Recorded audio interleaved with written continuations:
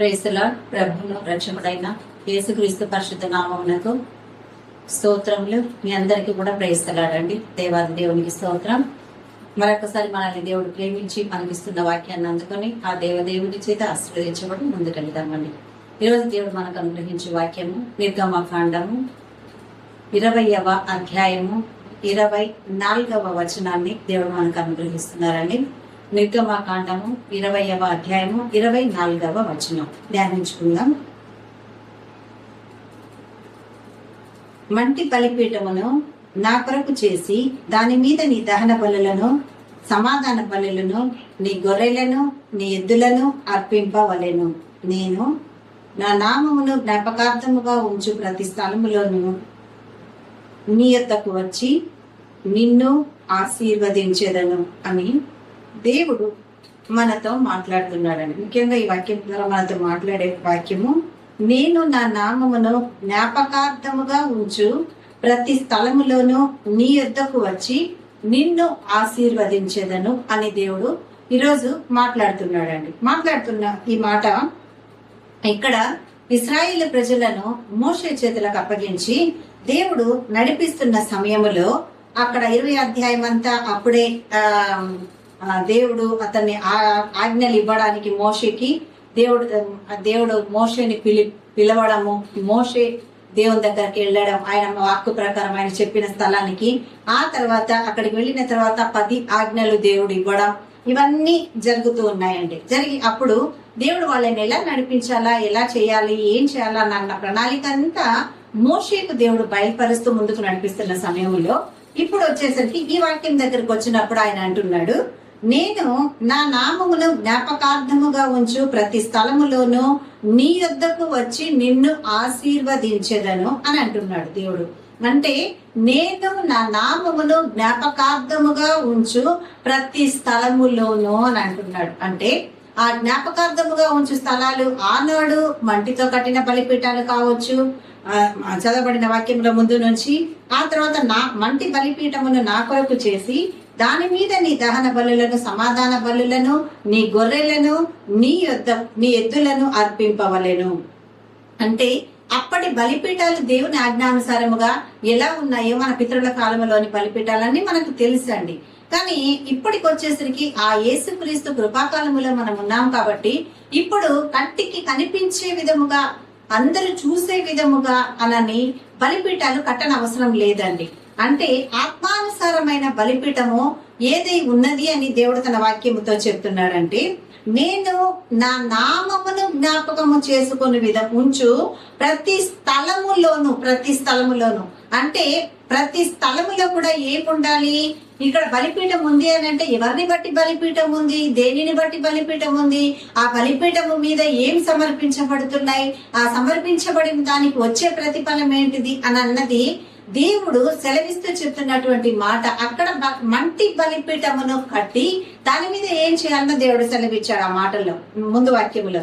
నా కొరకు మంటి బలిపీఠమును నా కొరకు చేసి దాని మీద నీ దహన బలులను సమాధాన బలులను నీ గొర్రెలను నీ ఎద్దులను అర్పింపవలెను. మంటి బలిపీఠాన్ని కట్టి ఏం చేయాలండి, సమాధాన బలులు ఎద్దులను, ఆ తర్వాత దహన బలులు సమాధాన బలులు, ఆ తర్వాత గొర్రెలు ఎద్దులను బలిగా సమర్పించాలి. ఎక్కడ మంటితో కట్టిన అంటే కంటితో చూసే విధముగా నిర్మించబడినటువంటి దేవుని ఆజ్ఞ ప్రకారం నిర్మించబడినటువంటి మంటి బలిపీఠము చెంత సమర్పించవలసినటువంటి బలులై ఉన్నాయి. కానీ ఈ రోజు మనం సమర్పించవలసిన బలిపీఠాలు ఏమై ఉన్నాయండి? దేవుడు సెలవిస్తున్న ఇప్పుడు ఎక్కడైతే నువ్వు మోకరించి ప్రార్థన చేసి, ఎక్కడైతే దేవుని బలిపీఠము కట్టి ఉన్నదని దేవుని ఆజ్ఞతో నువ్వు అనుకుంటున్నావో అక్కడ నిరంతరము ప్రార్థనలు ఉండాలి, నిరంతరము స్థుతులు ఉండాలి, నిరంతరము ఆరాధన ఉండాలి, నిరంతరము దేవుణ్ణి ఆరాధించాలి. ఇంకా లోకానుసారమైనవన్నీ కూడా నువ్వు విడిచిపెట్టాలి. అప్పుడు దేవుని నామము మహిమపరచబడినట్లు ఆయన నామమును జ్ఞాపకార్థముగా ఉంచు అంటే ఈ బలిపీఠం మంటితో కట్టిన బలిపీఠం కాదు. ఎక్కడైతే ఆయన నామము ఘనపరచబడాలనో అక్కడ దేవుని ఆత్మ కలిగిన దేవుని బిడ్డలనందరినీ సమకూర్చి అక్కడికి వచ్చి మనము సమర్పించే స్తుతి బలులను, ఆరాధనా బలులను, విజ్ఞాపన బలులను, మనవులనే బలులను దేవుని నామానికి మనం సమర్పించినప్పుడు అది ఆత్మానుసారముగా కట్టిన బలిపీఠం అయి ఉందండి. అక్కడ దేవుడు ఏం చేస్తున్నాడు? నా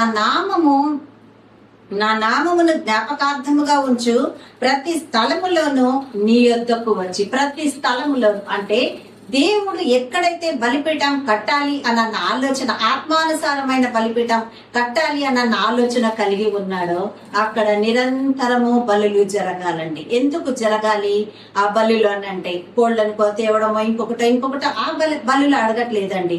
ఆత్మానుసారంగా ఆయన నామమందు కట్టిన బలిపీఠము చెంత మనమిచ్చే బలులు ఏవై ఉంటాయి? ఆయన నామమును గణపరచడం, ఆయన్ని స్తుతించడం, ఆయన్ని ఆరాధించడం, ఆ తర్వాత ఆయన మాట వినడం, ఆయన చెప్పిన మాట ప్రకారం నడుచుకోవడం, స్తుతి విజ్ఞాపన ప్రార్థన ఆయనకు సమర్పించడం, ఇవే ఆయన నామ జ్ఞాపకార్థముగా కలుగు చేసినటువంటి బలిపీఠం చెంత చేయాల్సినవి ఉన్నాయండి.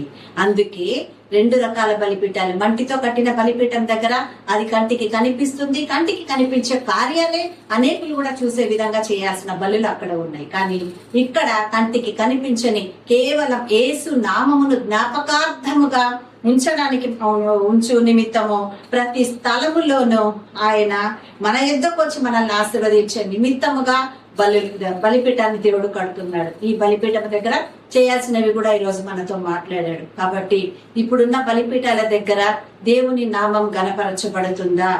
ఇప్పుడున్న బలిపీఠాల దగ్గర దేవుడు వచ్చి నిన్ను ఆశీర్వదిస్తున్నాడా? అందుకే నీ ఇంట్లో ఇరుకు ఇబ్బందులు ఉన్నాయేమో, మీ దగ్గర ఆశీర్వాదాలు లేదేమో, ఆటంకాలు ఉన్నాయేమో, అది ఎందుకో అన్నది ఈ రోజు స్పష్టంగా వాక్యం ద్వారానే సెలవిచ్చాడు కదా. కాబట్టి నీ బలిపీఠమును కట్టి దేవుడిలోని ముందుకు కొనసాగాలి అంటే మంటితో బలిపీఠం కట్టి దాని దగ్గర ఎలా ఉండాలనో పాత నిబంధనలో దేవుడు చూపించాడు. కానీ ఇక్కడికి వచ్చేసరికి దేవుడు ఆత్మతో కట్టిన బలిపీఠం చెంత ఏమేం జరగాలనో అవన్నీ కూడా చెప్పాడు. అప్పుడు మాత్రమే ఆయన నామమును జ్ఞాపకార్థముగాను, ఆ తర్వాత ప్రతి స్థలములోనూ నీ యుద్ధకు వచ్చి, ప్రతి స్థలములో ప్రతి బలిపీఠము దగ్గర నీ యుద్ధకు వచ్చి నిన్ను నేను ఆశీర్వదిస్తాను అని దేవుడు మనతో మాట్లాడుతున్నాడండి. ఎంత చక్కటి వాక్యం కదా. ఈరోజు ప్రియ సహోదరి సహోదరుడా, నీ ప్రార్థన బలిపీఠాన్ని కట్టి ఉన్నవని ఇంట్లో నీ విజ్ఞాపన బలిపీఠాన్ని కట్టి అనేకులను ఆదరించగలిగిన ప్రార్థనలు జరుగుతున్నాయా? నీ ప్రార్థన మనవులనే బలిపీఠాన్ని విశ్వాస బలిపీఠముగా కట్టి నీ దేవుని నామమును నీవు ఘనపరచగలుగుతున్నావా? ఇంతవరకు లేకుంటే ఇప్పుడు ప్రారంభించు. ఆ దేవాది దేవుడు అక్కడికి వచ్చి నిన్ను ఆశీర్వదిస్తానని ఆయన వాక్యంలోనే సెలవిచ్చాడు కదా. ప్రతి స్థలములోనూ నీ యొద్దకు వచ్చి నిన్ను నేను ఆశీర్వదించెదను అని వాగ్దానం ఇచ్చాడు కదా. మాట ఇచ్చిన దేవుడు మరువడు కదా, ఆయన నమ్మదగిన దేవుడు కదా. మరి నీ బలిపీఠాన్ని నీ ఇంట్లో నువ్వు కట్టగలవా నా కుమార్తె? దానికి కావాల్సింది ఇసుక, సిమెంటు, ఇటుకలు, పనోళ్ళు ఇవేవి కావు. నీవు సిద్ధపరచుకొని నీ దేవాది దేవుని నామమును ఆయన్ను ఘనపరిచే నిమిత్తముగా నీ ఇంటిలో నువ్వు బలిపీఠమును కట్టి అనేకులు వచ్చి ఆదరించబడడానికి ఆ దేవదేవుని సహాయం తీసుకొని ఆయన నిన్ను సెలవిచ్చి నీకు ఆజ్ఞనిచ్చిన విధముగా నువ్వు బలిపీఠము కట్టి నువ్వు దేవుని కొరకు నిలబడితే నువ్వు కట్టిన స్థలములోనే నీ ఎద్దకు వచ్చి దేవుడు నిన్ను ఆశీర్వదిస్తాడు. ఎందుకంటే సమర్పించబడుతున్నటువంటి బలులు ఆయనకు చేరుతున్నాయి కదా. మన దేవుడు ఎప్పుడు ఏది కూడా ఉచితంగా తీసుకొని దాచుకునే దేవుడు కాదు. మనుషుల మీద ఆధారపడే దేవుడు అసలే కాదు. నువ్వు ప్రార్థన చేస్తే నిన్ను ఆశీర్వదించే దేవుడై ఉన్నాడు, మొరపెడితే వినే దేవుడై ఉన్నాడు, అడిగితే నీకు జవాబిచ్చే దేవుడై ఉన్నాడు, వెతికితే నీ ముందుకొచ్చి నిలబడే దేవుడై ఉన్నాడు, నువ్వు ఆశ్రయిస్తే నిన్ను హక్కును చేర్చుకుంటే దేవుడై ఉన్నాడు. నాకు ఆధారమే లేదు ప్రభా, నేనేమైపోతున్నాను అన్న స్థలంలో నీకు ఆధారమై ఉన్న దేవుడై ఉన్నాడు. అటువంటి దేవుడు రోజు నీతో మాట్లాడుతూ నిన్ను ఆశీర్వదించి ఇంకా నిన్ను దీవెనలో నడిపిస్తానని ఈ రోజు మాట్లాడిన మాటను బట్టి ధైర్యం వచ్చిందా సహోదరి సహోదరుడా? ఆయన మహిమపరుద్దాం. ఈ వాక్యము దేవుడు దీవించి ఆశీర్వదించును గాక. ఆమేన్, ఆమేన్, ఆమేన్. ప్రార్థన చేసుకుందాం. హల్లెలూయా, హల్లెలూయా, హల్లెలూయా. స్తోత్రం, స్తోత్రం, స్తోత్రం, స్తోత్రం. దేవా మీకే వందనాలు, స్తుతులు తండ్రి. మమ్మల్ని ప్రేమించి నీ ఆదరణలో నడిపించి దీవించిన దేవా, ఇచ్చిన చక్కటి వాక్యంను బట్టి మీకు కృతజ్ఞతలు తండ్రి. ఇచ్చిన ఈ వాక్యంను వాళ్ళ నీరు కట్టి ఫలింపచేయండి. నీకు వందనాలు ప్రభా. అయ్యా నీకు స్తోత్రములు. దైవ సేవకులను, స్వార్థికులను అయ్యా ఇదిగో తండ్రి నైనా నీకు వందనాలు. దైవజనులను మీరు ఆశీర్వదించండి, వారి పరిచర్యలను దీవించండి. నాకు తండ్రి నీకు వేలాది వందనాలు. ఏమైనా బిడ్డలను జ్ఞాపకంతో నీతి మార్గంలో నడిపించి లేవనెత్తుకొనండి ప్రభా.